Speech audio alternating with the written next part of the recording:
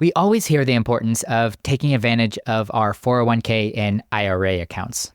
The tax advantages and employer match are just too good to pass up on. But is this true for early retirees? If I'm planning on retiring in my 40s, should I be locking my money away in these accounts? How do I bridge the gap between early retirement and 59 and a half, the age at which I can withdraw from these accounts penalty-free? Well, the good news is that isn't 100% true.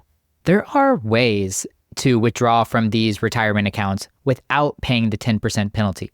And some of these strategies are fairly simple. Sean Mullaney, president of Mullaney Financial Tax and writer behind the informative blog FITaxGuy.com, is here to share how to do this. In this episode, we deep dive into a couple of the strategies that can ensure that you can access your money before 59 and a half. Sean also shares a tax-efficient strategy for which accounts you should withdraw from first. This is Sean's third appearance on the show. He also appeared on episode 39 and 40, where we discussed what you need to know about taxes in your 20s and the mechanics of an HSA. Every time Sean comes on the show, I learn something new. Through this conversation, he actually changed my mind about how I'm currently funding my Roth and traditional accounts. He's such a wealth of knowledge whenever it comes to tax code and tax planning. So if you want to learn from Sean, let's get into it. I hope you enjoy my conversation with FI Tax Guy, Sean Mullaney. You know those moments where you think, I wish I would have learned this in school? Those are the topics that we love to talk about.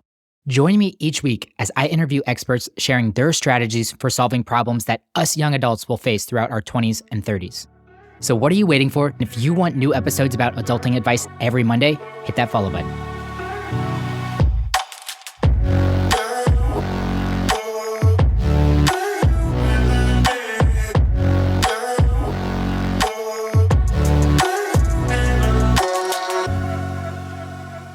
Well, Sean, I'm excited to have you back on the podcast. We were actually just talking about you on the very last episode. So I was interviewing Jesse Kramer, and he was my first three-peat guest. He's been on the show 3 times. And I told him, you're about to hold that honor for about 2 weeks. And then Sean Mullaney's coming back on the show for his third appearance. So Sean, welcome back on the show. Justin, thanks so much for having me. Looking forward to our conversation. Yeah, so to kind of set the context for this conversation, as somebody that's routinely talking personal finance with 20-somethings, what I hear very often, and especially once they start doing some of the math and thinking about early retirement, financial independence, they're like, holy cow, like I might be retiring in my 50s, some people in their 40s, even some people that I've been talking to are like, I might be able to do it sometime in my 30s. And routinely, that conversation is followed up with a question, which is, should I be prioritizing my taxable brokerage account versus my retirement accounts? Because they learn that your retirement accounts have this rule on them that you can't pull any money out of them without a 10% penalty until you're at least 59 and a half. And I think it's a really fair question. And I'm excited to have you on the show because there's some validity behind that, but there's also ways to get money out of those accounts, plus a whole lot else to think about. So for context of this conversation, that is what we're going to be working through. Some of the ways that you feel like if you fit this profile, how you might be pulling out money in this tax efficient way, in this compliant efficient way, and in an administratively efficient way. So you excited for this one? Yeah, let's do it. So I think first and obvious is if I'm retiring and let's just paint a general profile. We're not giving any individual tax advice right now, but to just give a little bit of a profile for this conversation, let's assume someone's in their late 20s, they're looking at retiring or hitting financial independence by 40. Maybe they are roughly have about $60,000 in expenses, which means the retirement number, their FI number, 25 times expenses, is $1.5 million. The very first step, and something people often look past, is existing income. I highly doubt someone is probably going to retire at 40. They're probably crushing it in their career. They're probably a high earner anyway, and just go sip pina coladas on the beach. Maybe they do that for a little while. But I'm guessing sometime throughout there, they're going to have part-time work, side hustles, real estate income, maybe business income. That's all stuff that can kind of come off the top of this, essential $60,000 of income they need every single year. So is that kind of fair to say that would probably be the very first step? Or should we be considering actually funneling that money into retirement accounts still? So, Justin, you raise a really interesting profile, right? It's somewhat extreme, right? If we're thinking, hey, at 40, we're going to retire. And I have an additional thought that we can talk about a little later on about what that person might want to do at 40 instead of a full-fledged retirement. One, if you're, late 20s and you're thinking, like, I really want to retire at 40, a couple things are probably going to be true. One, if you just max out the 401k and say do a Roth IRA, backdoor Roth IRA, under today's rules, that's $30,000, $23,000 in the 401k, $7,000 in the Roth IRA. I seriously doubt you're going to get to your FI number, however you determine it. And let's just say you've determined 1.5 million. I seriously doubt you're going to be at 1.5 million at age 40. So that tells us we have to contribute more than just the maximums on our 401k and Roth IRA. But then, Justin, you brought up a great counterpoint, which is, boy, do I want to have money tied up in these deferred accounts and there's this 10% early withdrawal penalty? Well, a couple thoughts on that. One, I would argue that taxable accounts are your friend if you're thinking about retiring at age 40. So what I mean by that is you should definitely generate some investments that are not inside 401ks, Roth IRAs, these types of retirement accounts, so that you could take that money anytime penalty-free. You might have to pay a capital gains tax on it, but it probably won't even be that bad. We'll come to that later in the conversation. So I definitely think there's a case to build up a strong, a solid amount of these taxable accounts. But this 401k at work, the Roth IRA at home, why shouldn't I do that too? And I would argue you should still do it, okay? Because those accounts offer two things that I think are very important. One is what's referred to as tax arbitrage, particularly the traditional 401k at work. So you're working today, you're probably paying on the last dollar you earn, you're paying 24%, maybe 32%. Okay, so that's a big tax bite on those last few dollars. Why not deduct the last $23,000, put it into a 401k? Okay, well, you say, but that's going to be taxable later on, and it's locked up till 59 and a half. Well, one, you are correct, it's taxable later on, but I highly doubt it's going to be subject to a 24% rate. It's probably going to be subject to a much lower rate. Two, it's not really locked up till we're 59 and a half, because what you could do is get to that early retirement, say 40, 41, 42, 43. You can say, oh, look, I have this old traditional 401k. It's got all this money in it, but it's locked up.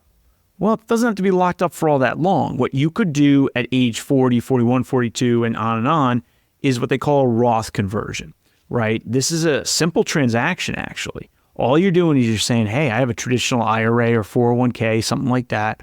I want to affirmatively move some amount of money from that traditional account to a Roth account, fully taxable. But if you're early retired, your income tax return is going to look like you're artificially poor. You don't generate a lot of income in that situation. You might generate some capital gains on, hey, I have some mutual funds, I sold them to fund my living expenses, but we'll talk about capital gains later. They tend to be very lightly taxed, and you're not taxed on the entire amount. You recover basis, so you live in on $100,000. I'm just using a round number, but you had $60,000 of basis. You're only taxed on, say, $40,000. You might be able to do a Roth conversion, a low bracket. I think there's a real argument for both, right? This is not an either or. This is a shades of gray. If I was looking to retire in my early 40s and I'm in my late 20s, I want to be building up tax deferred accounts. I want to be thinking about things like the backdoor Roth, and I want to be building up taxable accounts. Yeah, I'll be honest, Sean, you actually changed my opinion and strategy when I was prepping for this conversation. I was in the mindset, I don't know when I decided, actually, I know when I decided this, probably 5 years ago, whenever I was in a much lower income bracket, and I probably was paying substantially less because I was making substantially less than I was now. And my thought was, I'm going to put everything into Roth, my IRA and my 401k, because my workplace lets me do that too, because I would rather just get the taxes done now and not really have to worry about it later on. And that's fair and fine. And I was like, you know what? My future self will thank me for this. Then I don't really even have to think about taxes. But you've been changing my mind slowly over the course of the last week or so, as I was listening. And I was like, wow, I'm somebody that would take advantage of some of this tax arbitrage and to be smart enough. And honestly, when we're looking at the profile, I'm probably going to be someone that retires early or is financially independent sometime into their late 30s or early 40s. And I'm guessing I will still have many of years where I'm making income, maybe even substantial income, but there's probably many, many of years too that I might take many retirements or completely take a year off, and I might be coming up with a goose egg on my income. And those might be years where I could take advantage of some of this tax arbitrage that you're talking about. So just actually Monday, I went in and changed all of my 401k to a traditional. And I'm like, you know what? I'm building that baby back up, and I'm gonna let myself utilize some of this tax strategy later on in life. Yeah, Justin. So, by the way, my thoughts in my own life have evolved on this question. You see a lot of commentators pushing Roth 401k, these traditionals are so bad, but they miss out on several points. And in fact, I don't know when this episode is going to air, a little behind the scenes for the listener. I've got a blog post coming out on April 30th that is basically saying, hey, you accumulators out there, the conventional wisdom's wrong. Because the conventional wisdom is saying, don't do these traditional 401ks. They're infested with taxes. You got to do Roth 401k. Well, it's missing several points. I'll give you two of them here. The first is this. When you access those traditional 401ks or IRAs in retirement, whether it's early retirement or conventional retirement, and whether it's just to take the money out to live off of or to do these Roth conversions I was talking about, you go up the progressive tax brackets, right? You say, well, I'm in the 24% bracket this year. I'm in the 32% bracket this year. Well, the income getting up there, though, is not taxed at 24 or 32. It's first taxed at 10% and then 12%, 22%. And so even in retirement, even in a later retirement, you get to go back up those tax brackets. So if you're deducting today at work and you get a 24 cents on the dollar, 32 cents on the dollar benefit for that deduction, that's great. Well, in retirement, every year this will happen. It comes back into income maybe at 10% or 12%. Oh, by the way, before you collect Social Security, you might have that standard deduction, so it might actually come back into income at zero. All right, so that's one thing. The commentators just miss this issue, right? They talk about, tax increases and taxes are so high. Yeah, but you got to go back through those low tax brackets. So that's one issue. The second issue for the potential early retiree in our audience is premium tax credits and Affordable Care Act, right? So you're going to retire at age 40. The odds are you're going to be on one of these Affordable Care Act medical insurance plans. Okay, that's fine, right? That's a different conversation, but you do need some financial protection in the event that you have significant illness or injury, right? Few are going to argue against that proposition, and ACA plans tend to be the way to go when we're not working and we're before age 65. Well, okay, how do I pay for that? Well, the premiums are actually pretty high, but there's something called a premium tax credit that says, well, if your income is relatively low, we're going to give you a very substantial tax credit against those premiums, and it's going to be financially a lot more viable. There's an interesting little twist to those rules, though, and the twist is this. Those rules tell us we have to have a relatively low but still substantial level of income. It depends on your state.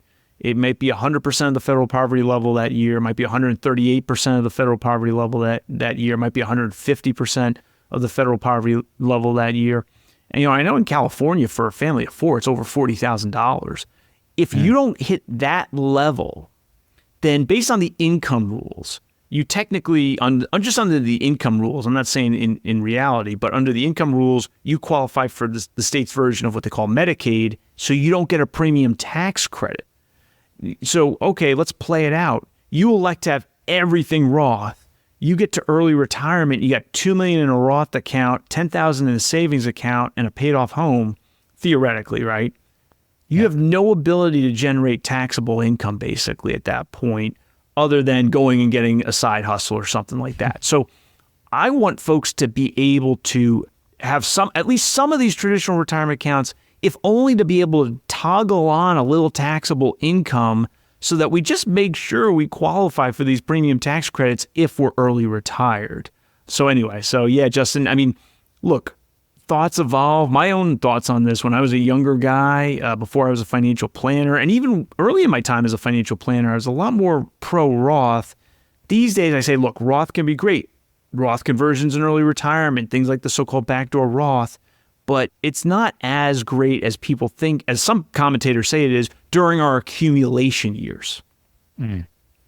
Yeah, I appreciate the nuance. And the premium tax credit was what really tipped me over the edge in that conversation, and just needing to have some kind of controllable income.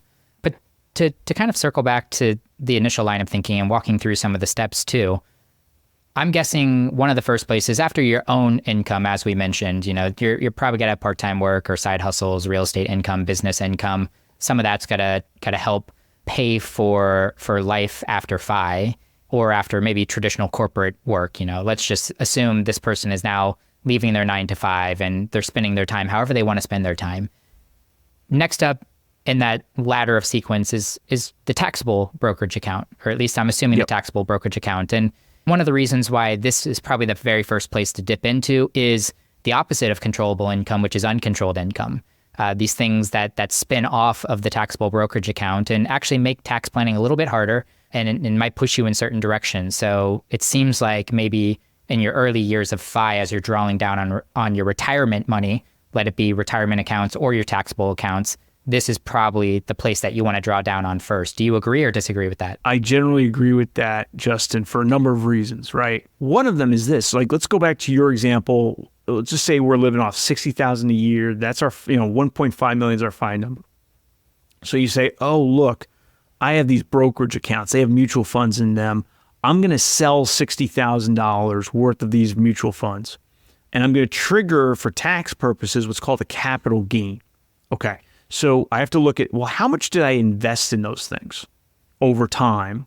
Whatever is more than what I invested is my so-called capital gain. That's my taxable income. So this is really neat. So you say, well, okay, I sold 60,000 mutual funds in my first year of early retirement. I had a $40,000 basis, say. Well, that means I only created taxable income of $20,000. So that's my initial, if I do nothing else, I have $20,000 of taxable income. How much federal income tax do I pay on that? Well, if that's your only income, the answer is zero. Well, how can that be? That's taxable income. Well, yes, it is. But if you can keep, basically the rule is, if you could keep your taxable income below the top of the 12% bracket, that's essentially the rule, you pay 0% federal income tax on those long-term capital gains. So that's really powerful, because we're now paying 0% on $60,000 of proceeds, really $20,000 of gain in my example. And that's part of the reason I love going to these taxable assets first. We have no penalty on that. But then you say, well, I only have $20,000 of taxable income, and I have a big standard deduction. Maybe what I could do is I could now do some Roth conversions, right? So I take my old traditional retirement account and I move it over to Roth. And that, for the first, in today's rule numbers, 14,000, I think it's 600. I have to double check the number. But, the first 14,600 under my example, if you had no other income other than that $20,000 capital gain, 0% income tax on that. And then even above that 14.6, we're at 10% and yada, yada. So it's very tax efficient, no penalty on that. And that does two things. One, it just moves that money into never taxed again accounts. That's great. Mm-hmm. But two, it also, whatever we convert today, 5 years down the road, we can access that tax and penalty free anytime, any reason. So sometimes this is referred to as a Roth conversion ladder. It can be very powerful for those getting to a super early retirement, because what we do is we first live off the taxable assets, keep our taxable income low, and create these Roth conversion ladders where in 5 or more years, we can just withdraw those from our Roth accounts. So that can be very, very powerful. And that's just another reason to take the taxable assets first. No penalties, recovery of basis, that's very powerful. And then the long-term capital gains rate, which can be very, very favorable. Okay, let's back up and slow that down. And I want to make sure everyone's following along, because I know we threw out a whole lot of numbers there too. So let's continue to use this profile. Let's call it, I need $60,000 to live in my kind of post-FI life. Maybe I'm making $10,000 off my side hustle that I have. So let's just bring it down to a round number of $50,000. Okay. You're now saying that I can pull out $50,000 from my taxable brokerage account, and I'm not actually paying taxes on that $50,000. I'm actually paying taxes on the delta of essentially how much I contributed to that taxable brokerage account, which is referred to as your basis. and what that taxable brokerage account has grown to. So maybe I have a $500,000 taxable brokerage account. I've contributed $250,000 into that brokerage account, over the last 15 years. It's grown to $500,000. Essentially, my basis is 50%. So if I pull out $50,000 of that account, I pay taxes on $25,000 of that. That's actually the real amount of money that was made on this transaction. And then there's some other funny nuance that this $25,000 isn't actually taxed like I'm used to it being taxed when I worked in a W-2 job and there's this progressive tax ladder. It actually moves into something else called capital gains, and that's treated in a completely different regard. It's taxed at a different rate than the progressive tax system that you were mentioning there with the 10, 12, 22, 24. Did I get that right? Yeah, any details you can shore up there? Well, yeah, so it's a combination of phenomenon. One is the one you just alluded to where we're under the 12% bracket. So great, we're going to, we essentially pay no federal income tax. That's pretty impressive. But then two, the other thing to keep in mind here is there's this odd phenomenon in U.S. tax called income stacking.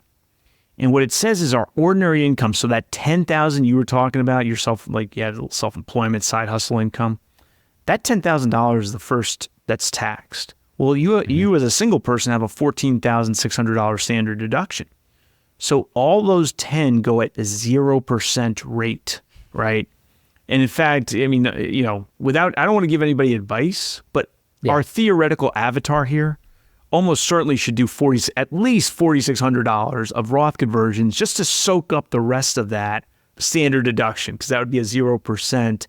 And then basically what would happen from there, that next $25,000, okay, great, that won't get to the top of the 12% bracket. So that $25,000 of capital gains you created will still qualify for the 0% income tax. So you would actually earn $10,000. You have to pay self-employment tax on this, but you don't pay income tax on it.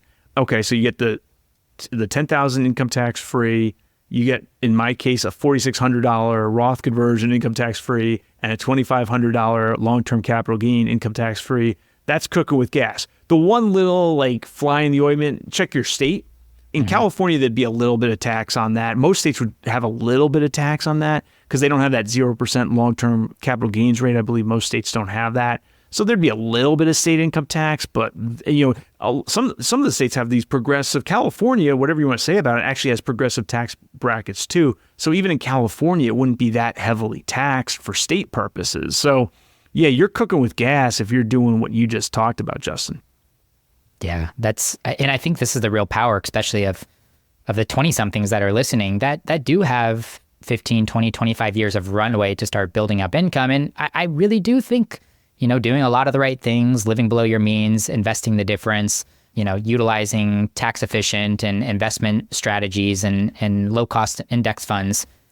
I don't think it's that crazy to think that you might be retiring or at least hitting financial independence between 40 and 50 and therefore having, I don't know, maybe 15 to 20 years of creative tax planning like we're talking about right now and really kind of getting the best of both worlds, not paying taxes now and potentially not paying some taxes in the future. And so Justin, I want to say something to this particular audience. I know a lot of your listeners are in their mid to late 20s. Okay, so maybe they're on a social media platform I'm not on, TikTok. And maybe they're hearing, Index Universal Life, it's so great and it's tax-free income in retirement. Okay, well, why do you hear that, right? You hear that because they've got to give you an incentive. They got to scare you into making this decision in terms of buying like an IUL policy or something like that. So they have to have this boogeyman that taxes are so awful in retirement. And then you look at an example like you and I just went through, which is a theoretically possible example. It's certainly not your particular fact pattern, but you say, boy, those taxes don't look so bad in retirement. Then why would you use an IUL policy if that's their main point of contention? The other thing about the IUL is there's no deduction on the way in. So why would you, essentially pass up on today's tax arbitrage, right? In theory, if you're saying I'm going to work for 50 years and I'm going to be making $1 million a year, then the theory behind IUL actually makes a lot more sense. Tax-free income later in life, you're going to be paying so much tax the rest of your life. But if your plan is literally, I'm getting off the hamster wheel in my 40s or 50s, your plan is to be paying low tax for many years, starting once you get off the hamster wheel, then doesn't that tell us we should be taking as many deductions as possible today to get this tax rate arbitrage? So deduct today. But also, especially if you're thinking about retiring early, build up those taxable accounts. But as you're seeing, these taxable accounts tend to be relatively lightly taxed as well because of long-term capital gains, qualified dividend income tax rates. So yeah, I think, when we think it through, we just want to be questioning some of the conventional wisdom and maybe some of the quote-unquote cutting-edge wisdom that's out there. Look, I'm not here to tell you to not buy an IUL or to buy an IUL, but I think the pitch sort of falls apart when we look at this particular profile of, wait a minute, I'm going to have years of artificially low taxable income if I do retire early. Why do I need to be avoiding all these taxes when my own plan basically has me avoiding a lot of these taxes? Agreed. Man, I'm biting my tongue right now to not get on a tangent about IULs, but I'm very glad that you brought up that point. So let's come back to retirement accounts. You've already talked about Roth conversions, and once again, I want to put to bed a little bit of the scare of not being able to take any of the money out until 59 and a half of these 401ks and IRAs that you're funding today.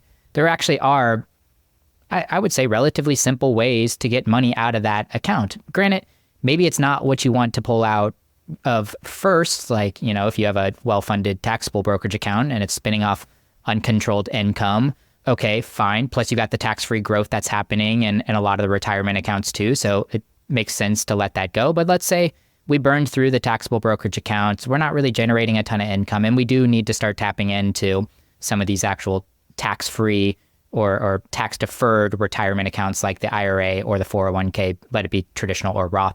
You brought up something interesting called the Roth conversion ladder. Can we go back through that one more time and also just talk about Roth contributions in general and the rules around those? Yep. So Roths have this thing I refer to as Roth basis, which is essentially your accessible old annual contributions and your accessible old conversions. So your annual contributions, that's literally, I have a job, so I've earned income, and so I make an annual contribution to my Roth IRA. The current limit for those under 50 is $7,000 a year. Those annual contributions can be withdrawn at any time for any reason, tax and penalty free. So that creates Roth basis just in our accumulation years. We have old annual contributions to Roth IRAs. That's great. But from there, you alluded to the Roth conversion ladder. What about these Roth conversions where it's not based on our annual income? It's just, hey, we have this old traditional retirement account. We move some over affirmatively. We even pay tax on that. Well, when can I get that money? Well, it's not any time for any reason, tax and penalty free. It's generally after 5 years. So if you get into early retirement, you can, on the day you early retire, you have all your old annual contributions you can access tax and penalty free. But why not start building up these 5-year-old conversions? So in the first year of early retirement, you do a Roth conversion. In year 6, add 5. In year 6, you can access that tax and penalty free anytime, any reason, and then keep going. Year 2, year 7, year 3, year 8, and maybe you don't have to access them until year 8 or year 9. So you have all the old annual contributions, and you have 3 or 4 or 5 years of old 5-year-old Roth conversions. Great, right? All those things together, Roth old annual contributions and our 5-year-old taxable Roth conversions are, generally speaking, our Roth basis that we can access today. So that can be very powerful, and that can help fund later parts of your retirement. Now you say, or later parts of your quote unquote early retirement. Now you say, well, wait a minute, Sean, I thought we needed taxable income.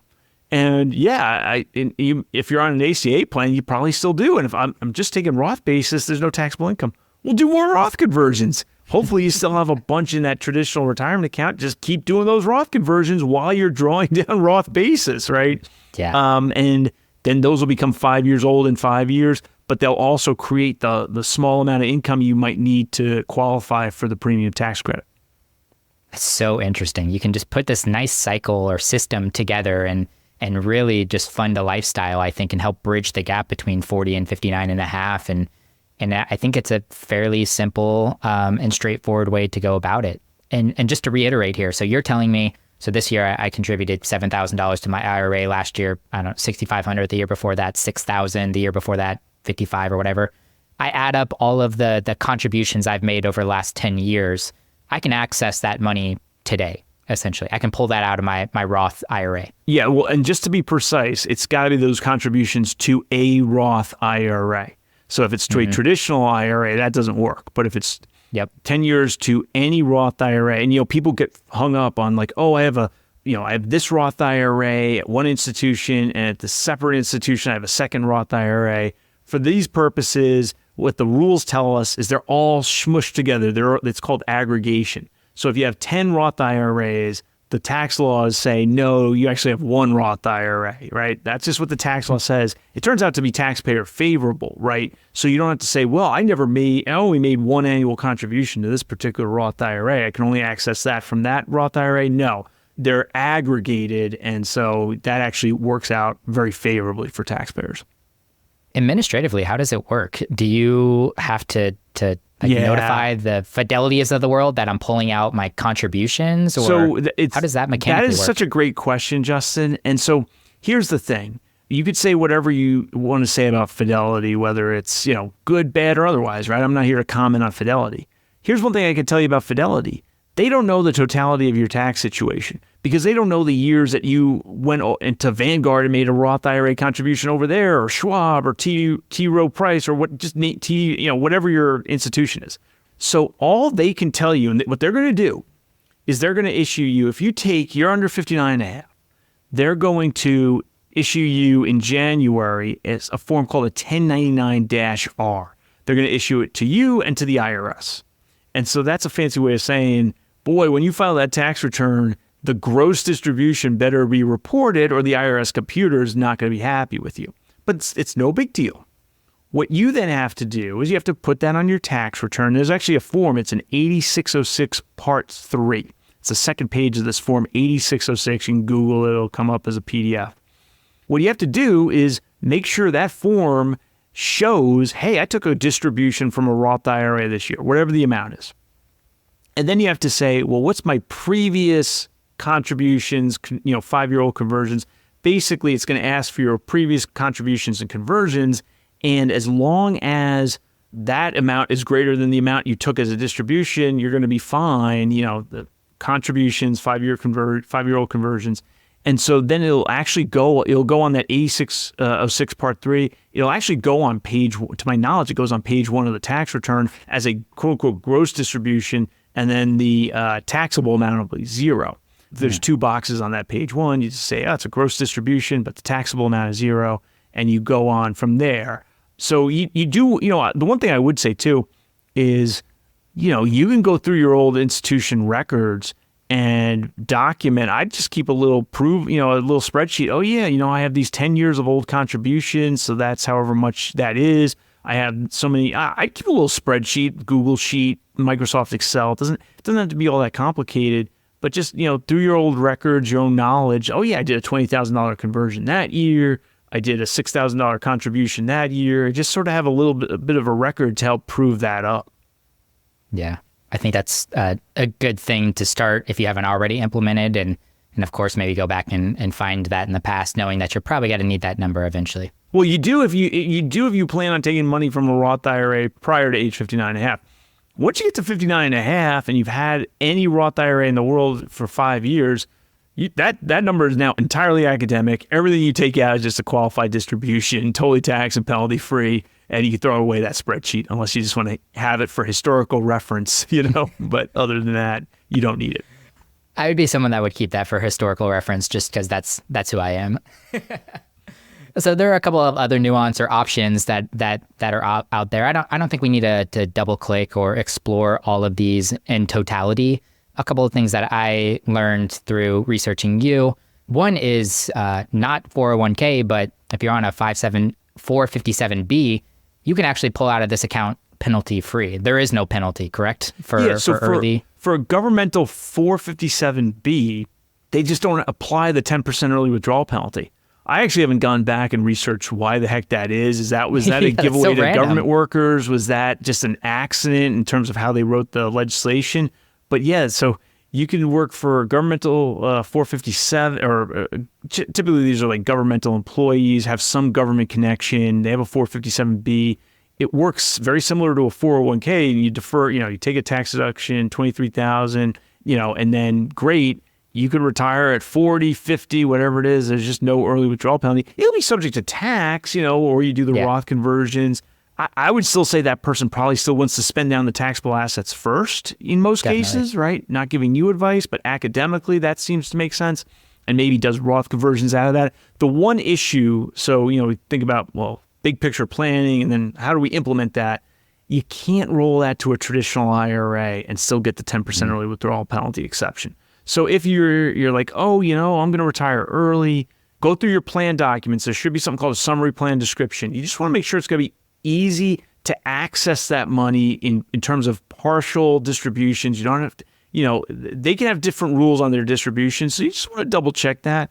But the 457 can be a great way. You got to keep it in there till 59.5 to qualify to make sure you get the exception. But that can be a great workaround for certain people at certain employers to access that money before 59.5. That's awesome.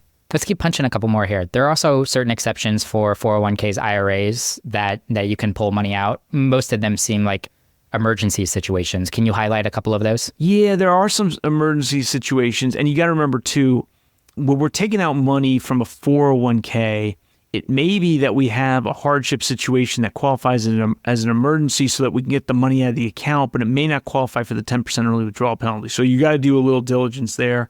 There are times where we have significant medical expenses and we can use distributions. I believe that's only from an IRA. The IRS has a great, Justin, if you don't mind, I can send you, the IRS has a great website, and I could send that for the show notes, that goes through the different penalty exceptions. So there are exceptions where, hey, we're having some sort of hardship. I mean, now with Secure 2.0, there's some exceptions for sort of some different things like domestic abuse survivors, certain federally declared disaster areas. There's an exception there.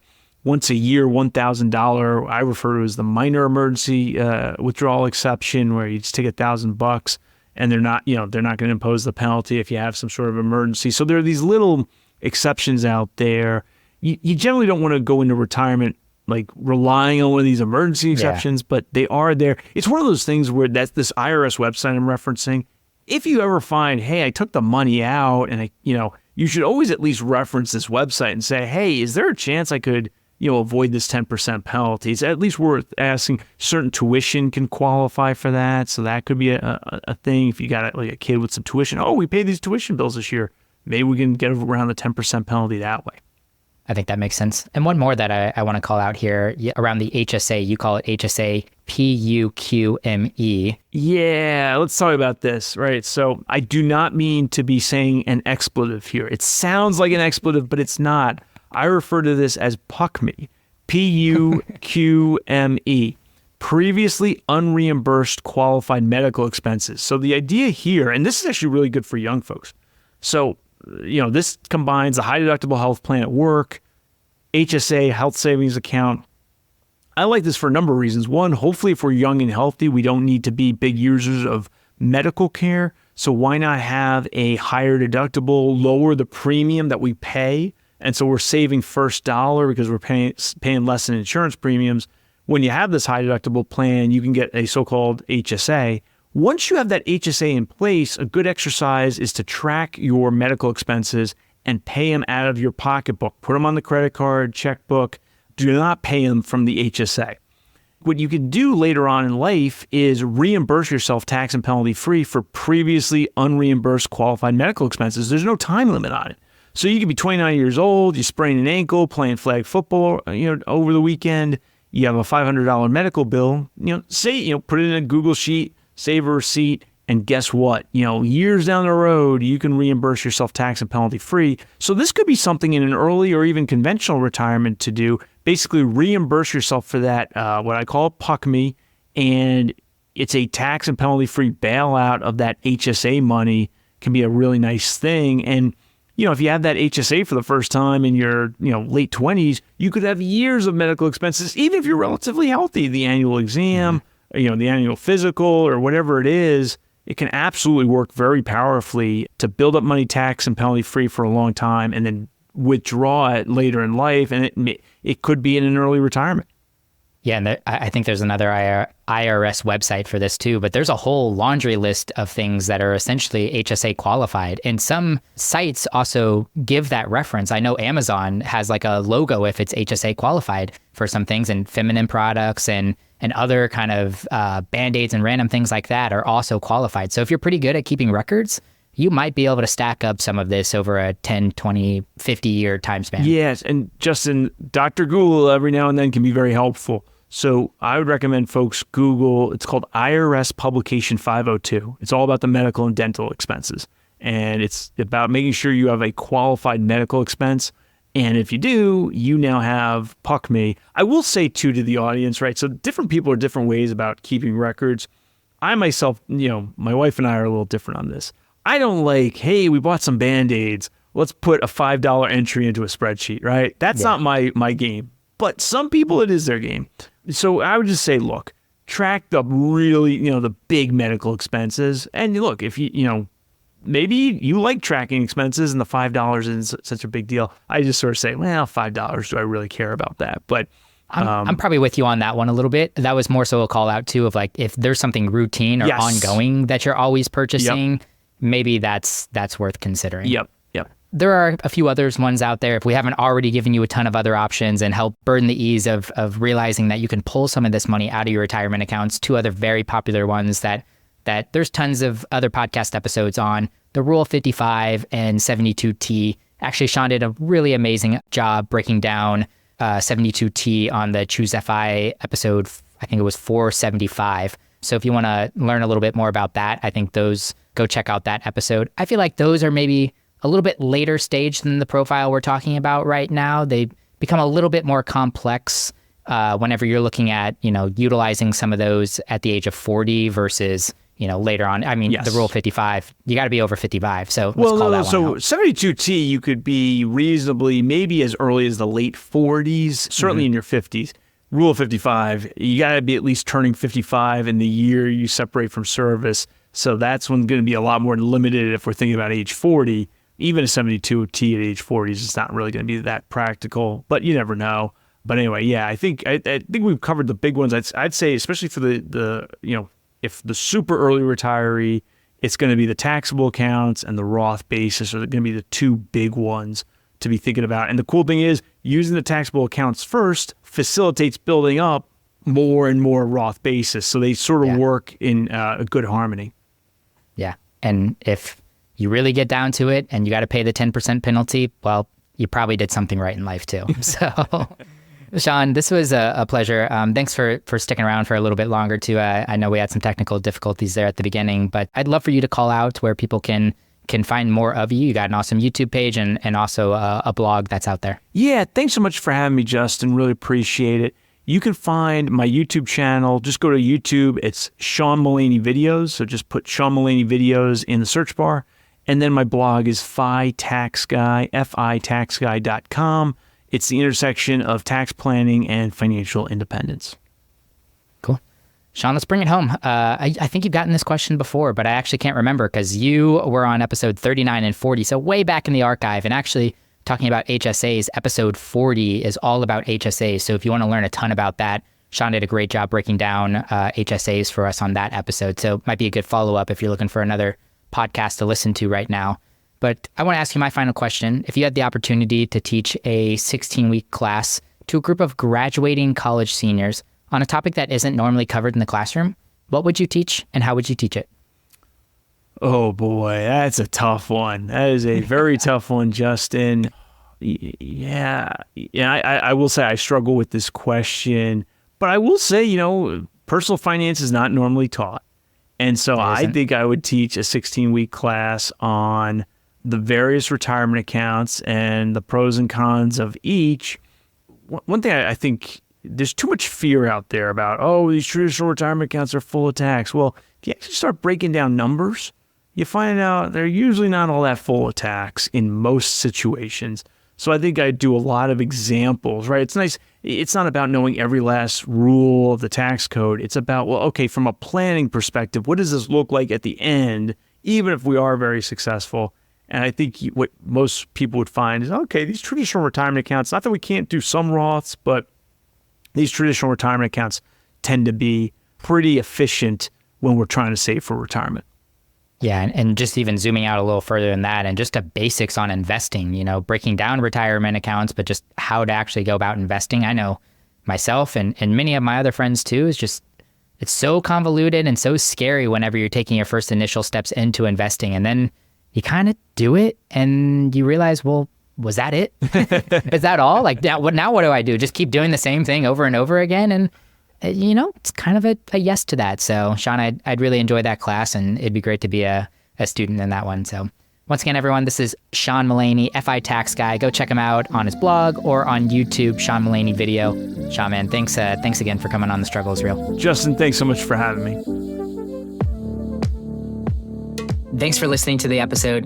As always, I appreciate your kind words. If you want to leave us a rating and review on your podcast player right now, that would absolutely make my day. If you want to find episode show notes, our blog, and other great resources, head over to tsirpodcast.com. If you have follow-up questions, an idea for a future episode, or just want to say hi, we have a contact form on our website, and those messages go straight into my inbox, and I promise you, I will reply. But all right, guys, I really appreciate you tuning in. I love you all, and you're not alone. Let's keep making it through our struggles together.